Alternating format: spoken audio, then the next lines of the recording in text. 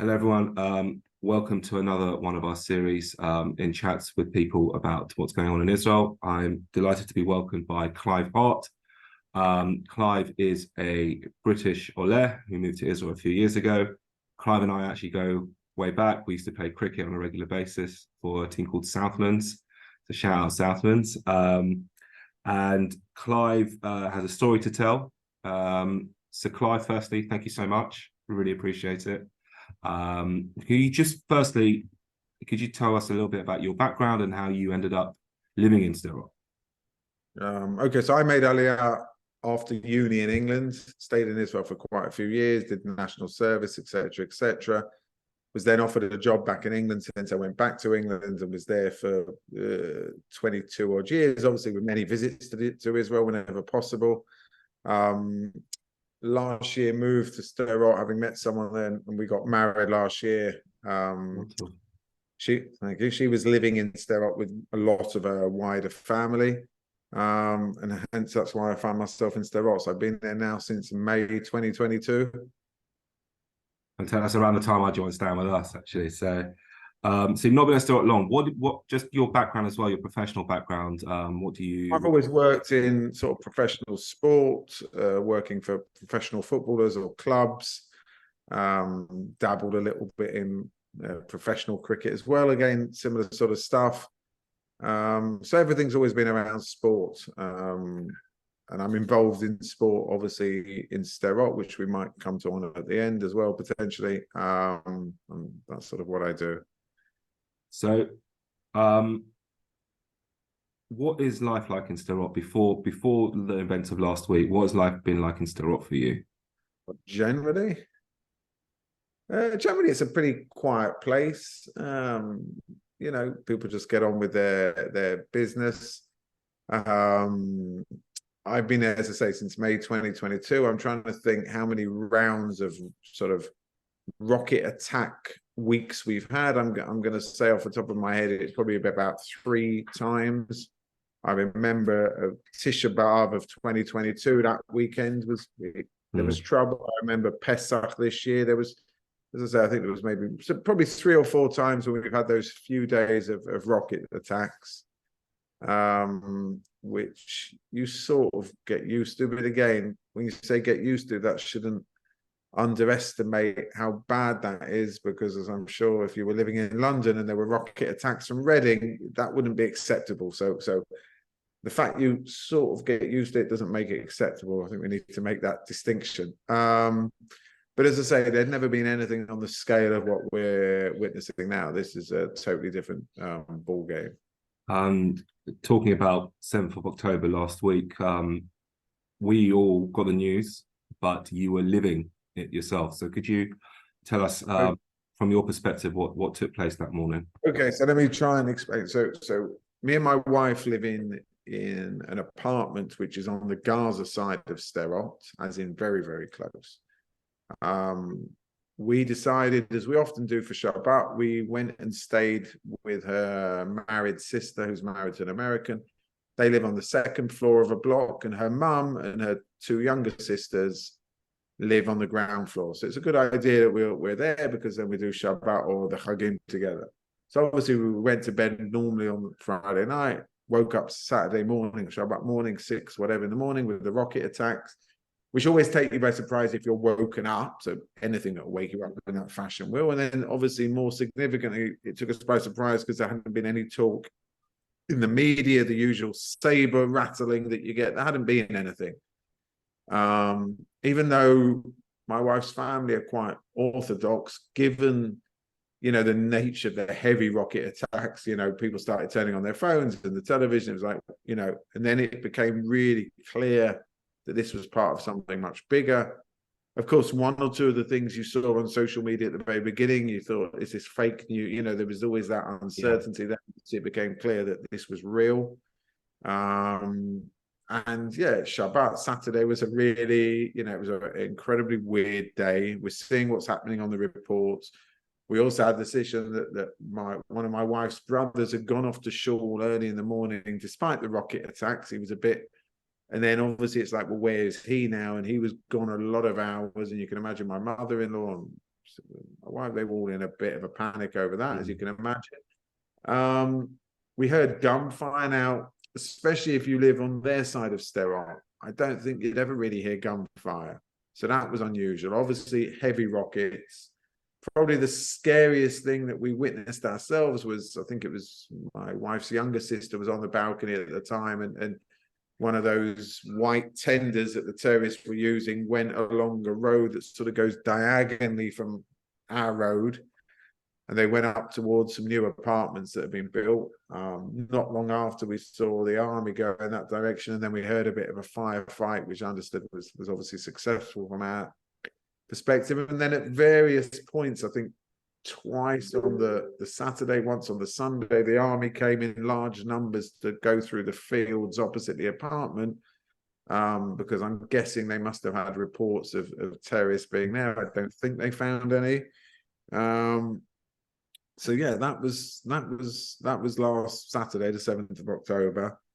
And every day had its tale to tell, really. Just to give you an example, on Monday, they opened up the supermarkets for a few hours because they realized people probably hadn't had food at home. So I went with my brother-in-law, and when we were in the supermarket, there were 2 Sever Adoms, the red alert thing, and on the second one, you could just tell it was really near, and part of the rocket actually hit the side of the supermarket when we were in it. So that was quite unnerving. I assume that you are okay, and your brother-in-law. No. Yeah, like we're okay. I mean, the other thing I didn't point out but on the Sunday afternoon, because there was a lot of us, my wife's brother and his missus and kids had come to stay. And you get under each other's feet a little bit, and everyone's got their own idea. Now that we shouldn't have the TV on, the terrorists might hear it. The blind should be up, the blind should be down. You know, you all too many chiefs, not enough Indians in these situations. And I said, let's go back to our apartment. So my wife's cousin is a policeman. He generally works in Tel Aviv, but he lives in the apartment. So him and a colleague gave us an armed escort back to our apartment. That was a mistake on my part. You know, I'm not here to give your young members marriage guidance counselling, but that was a poor marriage guidance decision. I mean, my wife, she hated it from the minute we got back. Every noise, firstly, the gunfire where we were on that side, it felt like it was literally happening outside. Our neighborhood is quite quiet, and was even more quiet because I think some people had left. And every noise outside, like, she was convinced, you know, and we're only on the first floor, and it would be very easy for people to come in. And we put the sofa up against the door. Look for the biggest kitchen knife we had, which, bearing in mind, my wife does a lot of cooking. The biggest thing I could find was only that big. I'm like, is that all we've got? And funny enough, I don't know if any of your members saw, I actually was interviewed on Sky News on the Sunday night. And, you know, it wasn't the most elegant of interview. I was sort of sat on a mattress on the floor and wasn't talking very loudly, and I hope I was clear. And that was because, you know, even that, my wife was like, what are you doing? Like, they could hear you talking outside. And that's, so on the Monday, we actually, we went back to the apartment with the brother-in-law and the mum, because as I say, they're further away, it's higher up, there's more people, so yeah, that was a bit of a misjudgment on my part. And then finally on Wednesday, we made a decision to leave. You know, even that came with a degree of trauma. Obviously, we didn't have many things with us. So the same policeman said, come in the car, and I'll drive you to your apartment to get some stuff.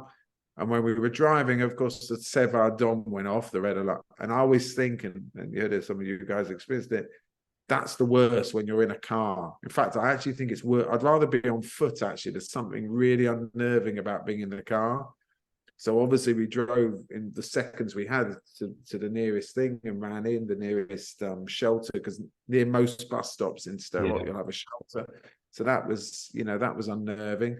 And then, of course, even when we then drove out of Sderot and we went, of course, around the back route to go into sort of central Israel. We wouldn't go on the way we'd normally go in normal times. Yeah, every car that goes past you, every field you drive past, like, you know, so only really when we got to Netanya, which is where we are at the moment, did one feel that there was a degree of safety, really. Um, how many people have done the same as you? Is Sderot quite empty, or have a lot of most I've people? just literally, before I spoke to you, I spoke to someone quite senior in the area, and most people have left. There are still some staying for a variety of reasons, but most have left now. And the municipality, they're not forcing people out, but I would say strongly encouraging is probably the term. It's a lot of nervousness and trauma and people leaving their homes. And you're giving one experience. For those of us here in the UK and around the world, what's the feeling like around Israel generally at the moment? I think the feeling is that, Israel has got no choice this time but to go all the way. Obviously, as we know, there's been a lot of problems over the last few months in Israel to do with these judicial reforms, and it's really split the country. You've had a lot of Air Force reservists refusing to go to training and whatever. That seems to have gone. In fact, I hear that there's 150%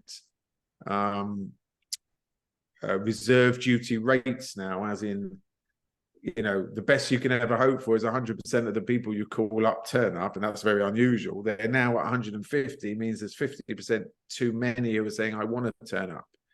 So that's great. Yeah, listen, there is again, without getting too political, I mean, the senior politicians are not very popular at the minute. I know when they've been to hospitals to visit the injured, they've not been popular. They've not been well received. Dare I say, Mr. Netanyahu particularly has taken a lot of the flack. But I think there is clearly more to get. There's far more togetherness than there was prior to this, and I think nearly everyone thinks. I'm sure there will be some people very much on the left wing of things who thinks we shouldn't be bombing in Gaza, but I think that's an absolute minority. Where, of course, I think there is an issue now, is that some people, of course, will be prioritizing destroying Hamas, that they don't exist. And of course, some people, and I can tell, and of course, those involved directly, are prioritizing getting back the near 200 hostages that are there.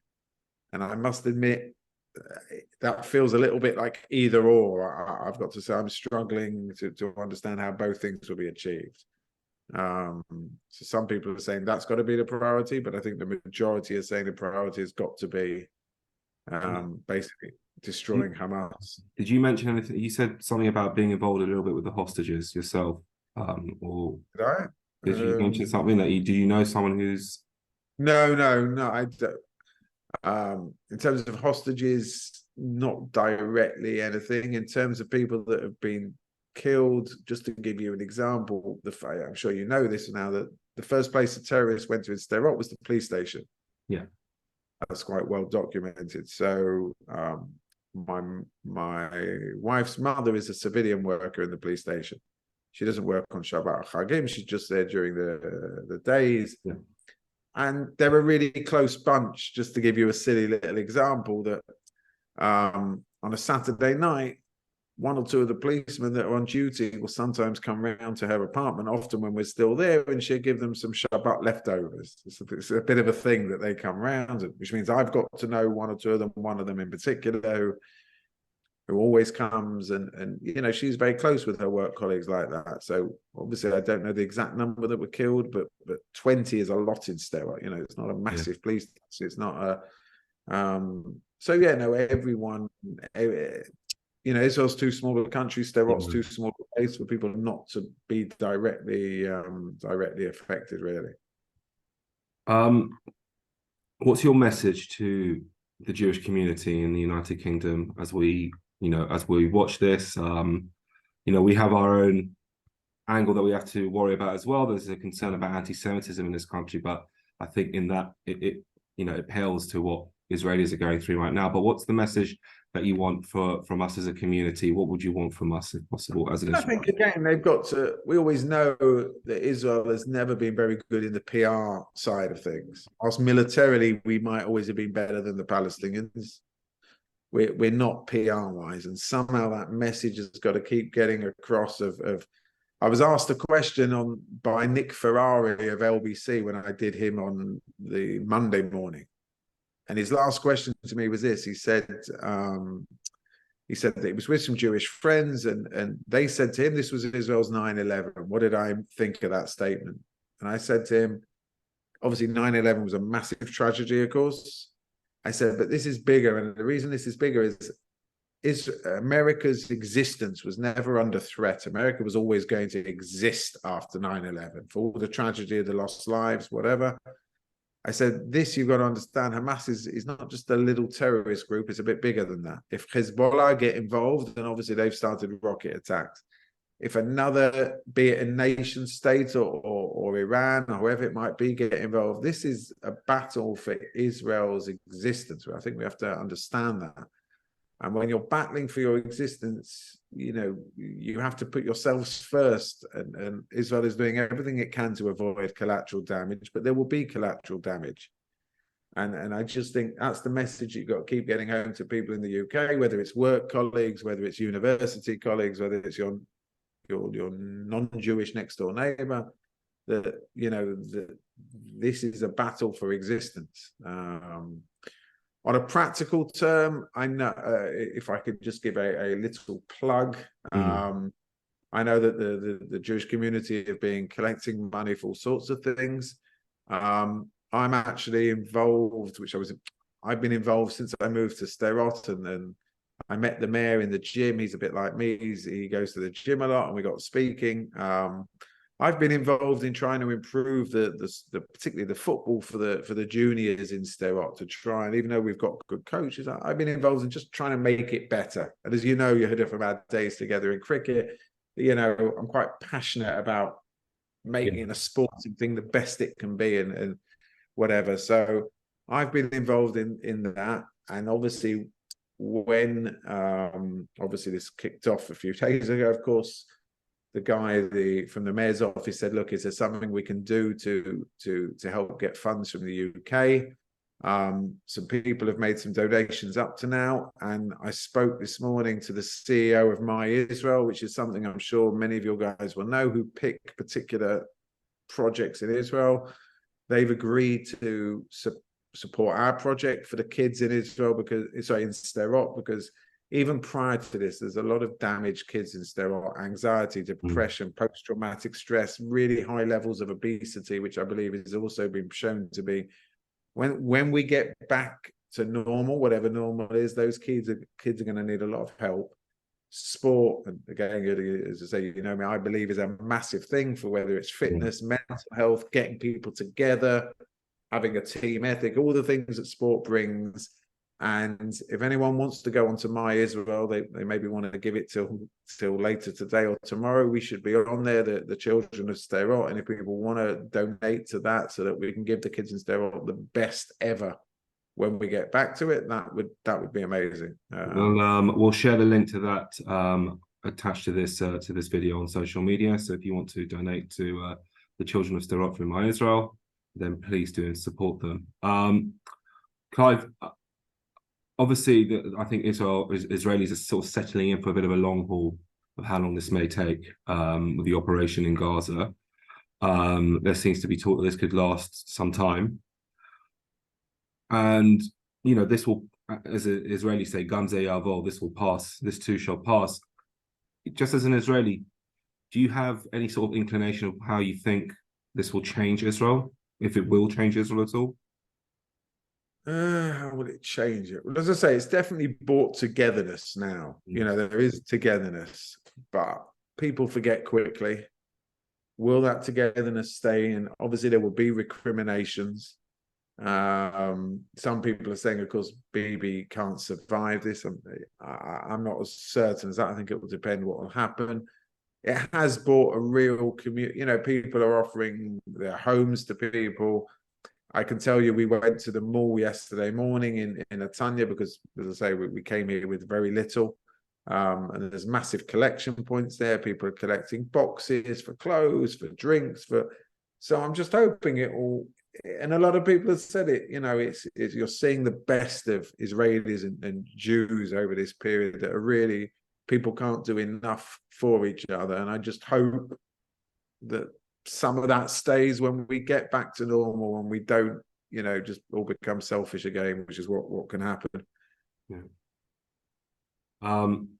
Clive, thank you. I wish you, your wife and your extended family safety, that you can go back home soon, that you can get back to normal life. I look forward to hopefully seeing you and bowling you out again. Never. Everyone, I'm hoping that they're all safe, and we'll keep in touch. And you need to let me know, eh? Thank you very much. See you later. Be good. Bye bye.